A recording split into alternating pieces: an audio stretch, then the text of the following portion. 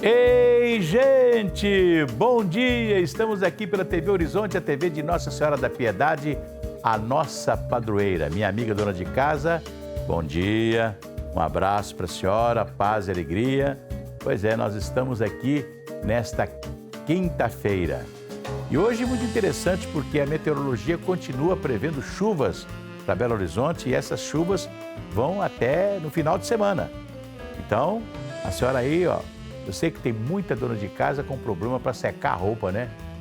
E hoje qualquer buraquinho no apartamento, na casa, né? Olha aqui, não se esqueça de colocar a roupa molhada num cabide e fica mais fácil para secar. Tá legal? É isso aí. Pois é, olha aqui. Vai tudo bem, muito bem, muito bem, muito bem, muito bem, muito bem, bem. Com pílulas de Lucem, é para aquela dorzinha urinária, aquela sensação de queimação e ardor. Pílulas de Lucem são antissépticas são antissépticas das vias urinárias e você encontra em todas as farmácias e drogarias. Se persistirem os sintomas, o médico deverá ser consultado. Estamos recebendo aqui hoje, mais uma vez, a doutora Flávia de Figueiredo, advogada, né?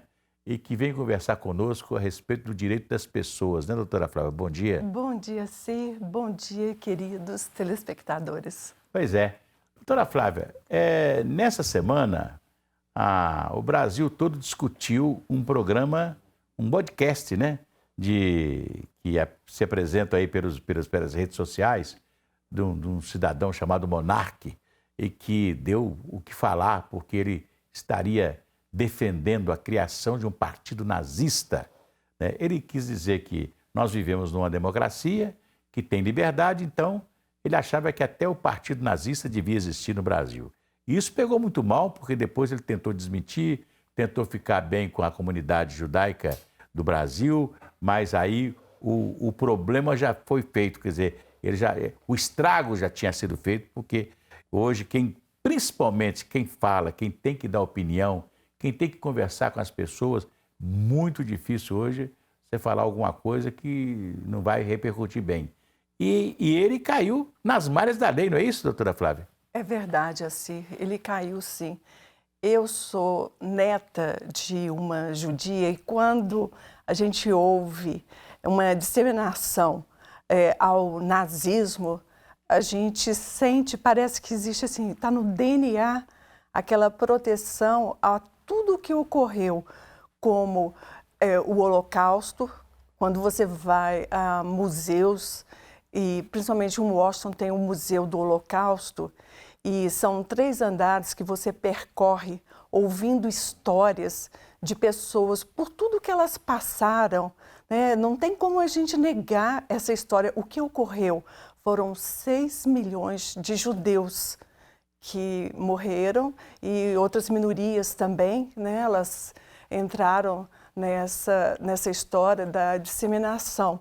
Então, quando você ouve isso, você pensa, a história, ela mostrou a verdade, a história está aí, e a pessoa, como esse monarca, que é um influenciador, que esse podcast, ele alcançava muita gente, e falar coisas impensadas, né, que a gente pode dizer assim.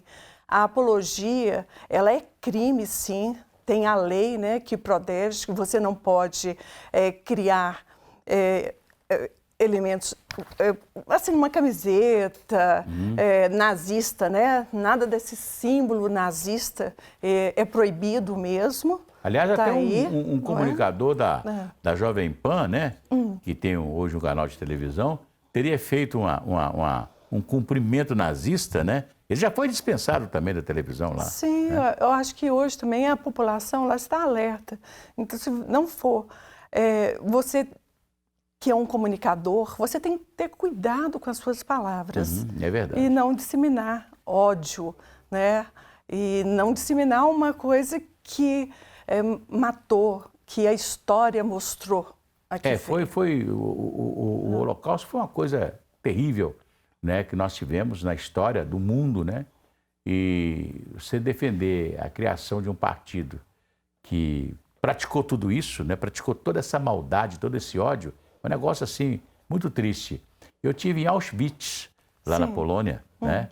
E eu fiquei impressionado, né, de ver esse campo de concentração que se fazia, né? Então lá é um museu até do Holocausto, né? Onde aconteceu os casos, né? Você via certas fotos e você via o lugar, né? Você estava no lugar onde estava aquela foto, né? Então fui lá no forno, né? Que colocava as pessoas no forno para morrer, né? Cremado, né? Punha lá cheio de gente. Quer dizer, eu vi tudo isso, né? Um negócio assim terrível, né? Uma maldade humana sem você não tem nem jeito de expressar o quanto as pessoas sofreram, o que fizeram com os judeus, né? Sim, é verdade. Assim, por isso que a gente tem que pensar que nós somos a raça humana, sem distinção, né, de cor, de religião, nada. Nós temos que acolher o nosso irmão, porque somos irmãos, pertencemos à raça humana. É assim que a gente tem que encarar. E nós estamos vivendo aqui no Brasil, ultimamente, né, coisas assim terríveis ainda. O caso do Moise, né, aquele cidadão de Angola, né, Sim. que foi torturado até a morte no Rio de Janeiro, né? É um negócio assim que não se concebe mais, não é verdade? Não, isso é cruel É um demais. negócio muito cruel o que aconteceu com ele. Quer dizer, a gente fica vendo essas coisas, né? A gente sente um choque muito grande, porque eu não sei porque a gente tem uma consciência humanista, né? Nós somos criados no respeito à pessoa humana, né? No respeito ao próximo, né? E temos religião, não é verdade? É verdade. Amamos a Deus. Então, tudo isso maltrata muito a gente conviver com essas coisas no mundo de hoje, no mundo que é moderno, não é verdade, né? Sim, né? E como choca, né, esses acontecimentos. E o amor, né, eu acho que a bondade, você vibrar, né, nesse pensamentos, o acolhimento, é tão gostoso, não é? É e verdade. É assim que a gente tem que encarar o nosso irmão, o nosso próximo. Pois é. E ele incorreu em crime, né? É crime. Esse monarca é um crime, né? É crime. É um crime, né? Aliás, hoje, me parece que em São Paulo, já o Ministério Público de São Paulo já está oferecendo denúncia contra ele. Quer dizer, ele vai ser enquadrado na lei que proíbe o nazismo no Brasil. Sim. Né? Da apologia, da apologia, etc. A esse crime. Tem a lei. E é importante que as pessoas ouçam isso para que elas não aleguem ignorância, né? Perante o direito criminal, a ignorância ela não pode ser alegada. Está ali, porque ela existe, né? Existem essas leis de proteção. Então, o seu desconhecimento não é uma defesa. E não é uma defesa ele falar que ele estava bêbado. A pessoa bêbada, ela fala, ela tem uma liberdade, uma soltura até a mais para falar o que ela entroage dentro dela, o que ela pensa. Então não adianta alegar isso. É muito comum, né, falar assim, fulano quando bebe ou fulana quando bebe, fica assim, fica assado. Eu acho que a bebida, ela serve apenas para revelar o verdadeiro eu da pessoa, né? O que a pessoa pensa, não é verdade, né? A verdadeira personalidade que está escondida, né? Se o sujeito, por exemplo, ele é muito tímido e com qualquer bebida ele fica alegre, feliz e tal, ele é um sujeito feliz. Estava escondido dentro dele a felicidade, mas ele não sabia colocar essa felicidade e a bebida ajudava ele ser feliz, ser alegre, etc. Tal. Agora, quando o sujeito tem vários defeitos e esse defeito aparece com a bebida, é sinal que a personalidade dele, a verdadeira personalidade era aquela. Ele está externando realmente o que ele pensa, o que ele sente. É verdade. E as pessoas têm que ter cuidado com a bebida. Ninguém gosta de governos discricionários, né? Esse pessoal que... Quer dizer, eu fico triste, né? Quando a gente está aí vivendo uma pandemia no mundo, né? Fazer uma pandemia, fazer um vírus que dificilmente ele é identificado, ele tem que ser identificado com microscópio, né? E etc., para você ver esse vírus aí do Covid-19, né? E aí, de repente, um vírus desse, provoca uma pandemia no mundo, muito mais do que uma guerra, não é verdade? Quem imaginava os Estados Unidos ter 7% de inflação, um país que sempre teve uma inflação de 1% ao ano, de 0,5% ao ano, de repente 7%, Alemanha, os grandes países, quer dizer, todo mundo sofreu com a pandemia e com o vírus, e aí ainda se fala em guerra, não é não? Tá lá, nós estamos vivendo aí o problema da Rússia com a Ucrânia, não é não? Falando em guerra, movimentando armamentos, etc. Quer dizer, puxa vida, nós estamos saindo de uma pandemia, nós ainda não saímos da pandemia, né? Um vírus praticamente inofensivo que praticamente derrubou o mundo todo, né? Provocou um problema no mundo mais do que uma guerra. E as pessoas ainda não se conscientizam, né? Que é tão bom a gente conviver em paz, né? E aí se fala em guerra. É um negócio difícil, né? Mas daqui a pouco a gente volta conversando com a doutora Flávia de Figueiredo. Daqui a pouquinho.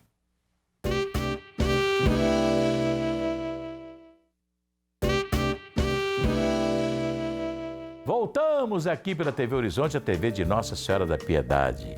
Se a criança acordou, dorme, dorme menina, tudo calmo ficou, a mãe tem Auricedina, analgésico e antisséptico de uso local para adultos e crianças. Todo mundo sabe, dor de ouvido, Auricedina. Se persistirem os sintomas, um médico deverá ser consultado. Nós estamos conversando hoje com a doutora Flávia de Figueiredo, advogada, e que vem conversar conosco aqui a respeito do direito das pessoas. Falamos do caso do monarca, que fez uma incitação à criação de um partido nazista no Brasil, está sofrendo por isso, né? E agora vamos falar de alimentos, né, doutora Flávia? Sim, podemos falar sobre esses alimentos assim, compensatórios. O que é alimento compensatório? Esses alimentos compensatórios, eles existem para justamente compensar quando um casal se separa, um desequilíbrio que acontece muitas vezes. Muitas vezes a cônjuge, ela deixa de trabalhar, ela cuidou dos filhos e o marido, era um apoio que ela fazia para que o marido... provedor da casa, né? Para que ele estudasse, para que ele conseguisse viajar, ter uma tranquilidade e nessa criação, né, econômica do casal. E aí esses alimentos compensatórios, eles vieram justamente, uma teoria do professor Rodolfo Madaleno, para compensar, para equilibrar o desequilíbrio que existe quando isso ocorre, quando a mulher, ela deixa muitas vezes de trabalhar. Então eles vão compensar, né, já o nome já diz, vão compensar esse desequilíbrio que ocorreu durante o casamento. Então, não são os alimentos que in natura, ou os alimentos que a gente fala normais, né? Eles são justamente só para não deixar que ela receba apenas uns alimentos que não são compatíveis com aquele crescimento econômico que o casal teve. Ou seja, a pessoa tinha uma vida, né, diferente, né, de um certo conforto com o marido, etc. Tal. E nessa separação, né, só aquilo da pessoa se alimentar, não, porque a pessoa tem que se vestir, tem escola para os filhos, tem tudo. Então, esse alimento compensatório é o sujeito da família que ele deixou, né, aquilo que a família sempre teve, não é isso? Sim, é verdade. Agora tem uma notícia bem interessante, assim, que o IBDFAN, há algum tempo atrás, eles entraram com uma DIN, que é uma ação direta de inconstitucionalidade, pedindo que a pensão alimentícia não fosse tributada, porque ali eles falam, havia uma bitributação, porque quem pagava os alimentos, geralmente esse pagamento vem de um salário. Né? E já entra na declaração do imposto de renda de quem paga, né? E ele já foi tributado ao receber esse salário, ele foi tributado e ao pagar esses alimentos, a pessoa que está recebendo, ele está sendo tributado. Então, havia nessa teoria que eles entraram falando que realmente havia uma bitributação, aí por isso que se entrou com essa ação. essa ação direta de inconstitucionalidade no Supremo Tribunal Federal. E agora esse julgamento já está para finalizar, os ministros já estão com uma votação de 5-0, ela vai finalizar amanhã, vai ser até os últimos ministros a votarem.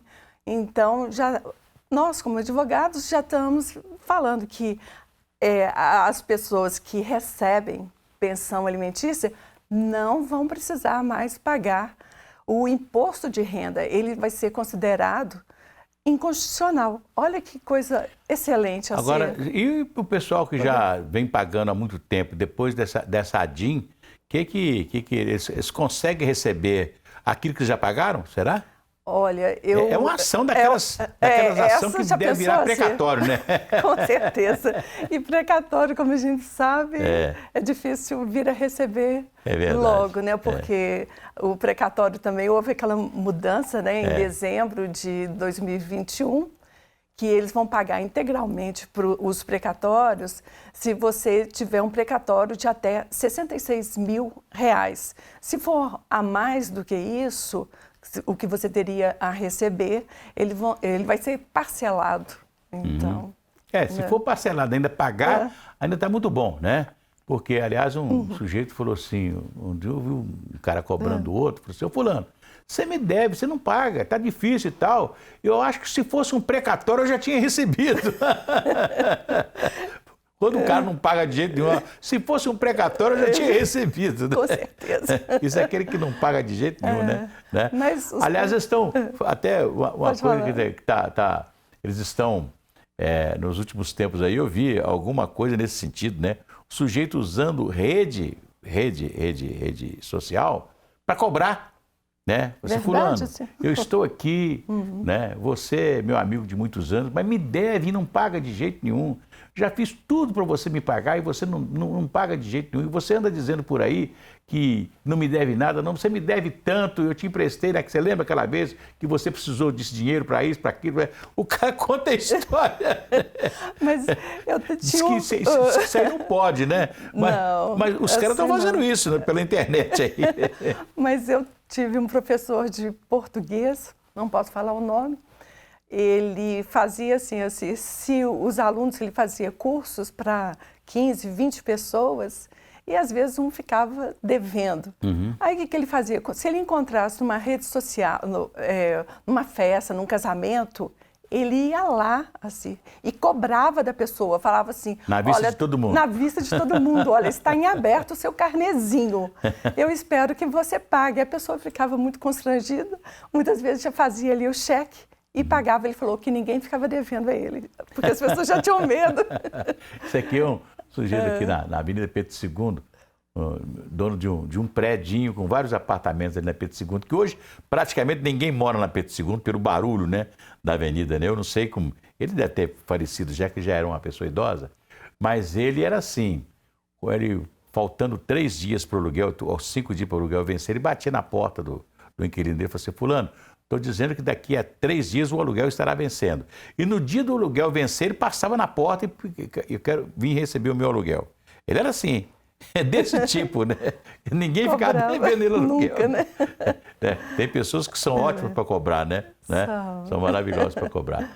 Mas é uma coisa interessante essa de não poder cobrar o imposto de renda de quem recebe pensão alimentícia. Né? Quem recebe pensão alimentícia. Porque é verdadeiramente a bitributação, porque o cidadão, quando ele recebe o dinheiro, ele paga. Depois ele faz a declaração de renda e coloca na declaração de renda se o dinheiro que ele paga, a pensão alimentícia, ela vem de uma decisão judicial, né? Ele, de posse dessa decisão judicial, ele coloca no seu imposto de renda que ele pagou a decisão judicial e continua pagando. Quer dizer que ele tira um pouco das despesas dele com o pagamento da pensão alimentícia. Mas ele já pagou em 2 formas, né? Que depois ele paga imposto outra vez, normalmente, depois da declaração, né? E a pessoa que recebeu o alimento não podia pagar. Tá certo, né? Sim, porque os alimentos, eles você não tem um ganho de renda, não é verdade? Ele não é um provento, você está recebendo só para a sua subsistência que ela é considerada. Então não teria por que você pagar um imposto de renda. Eu conversava ontem com a senhora que me disse que se separou do marido, né? E ela falou assim, olha, eu queria tanto viver a minha vida com meus filhos que eu não quero nada dele. Eu trabalho, eu me esforço, eu faço tudo. Eu gostaria apenas que ele fosse o pai, né? Ou seja, que não deixasse de ser o pai das crianças, né? E mesmo assim ela estava reclamando que os filhos gostam muito do pai, mas o pai não dá confiança para os filhos, abandonou os filhos, né? Quer dizer, os filhos têm aquela necessidade de sair com o pai, de almoçar com o pai um dia, de jantar, de ir num shopping, passear, não é verdade? Ter vida com o pai, não é verdade? Né? Se o pai não vai pagar a pensão alimentícia, porque a mãe fala assim, eu não preciso do seu dinheiro de pensão alimentícia, eu trabalho, né? Mas pelo menos continue sendo pai, né? Não deixe acontecer isso com seu filho, esse abandono psicológico, né? Proteja, esteja presente. É muito importante para o desenvolvimento de uma criança a presença do genitor, né? Dos genitores ali. A mãe, geralmente, ela está mais presente. Apesar de hoje a guarda ela ser compartilhada, o que ela quer dizer? Essa guarda, os dois genitores respondem pelos seus filhos, decidem por eles. E para que essa divisão da presença, do cuidado, ela seja equalitária. Pois é, outro dia num programa de televisão, um homem de televisão famoso aqui, foi ser homenageado por um canal de televisão e estava lá o filho dele, né? Aí, o seu filho aqui presente e tal. E o filho falou, né? Assim, papai, eu fico muito feliz de estar aqui, prestigiando essa homenagem ao senhor. Embora o senhor tenha sido um pai muito ausente, eu sinto falta da sua presença até hoje, porque nós somos criados pela minha mãe e o senhor não deu nenhuma presença. Foi sempre um pai ausente, mas eu estou aqui para homenageá-lo, o senhor merece, pelo trabalho profissional que o senhor já fez. Quer dizer, o menino não deixou de colocar sua mágoa ali naquele momento, né? A pessoa cresce, mas fica, né, ali no seu coração profundamente marcada essa verdade. Falta que foi. Doutora Flávia, deixa o seu telefone, por favor. O meu telefone é o 98669-2411. Tem um Instagram, não tem? E o Instagram, Flávia de Figueiredo. Tá aí na tela aí, né? É isso aí. A gente volta amanhã, se Deus quiser. Um abraço para vocês e até lá.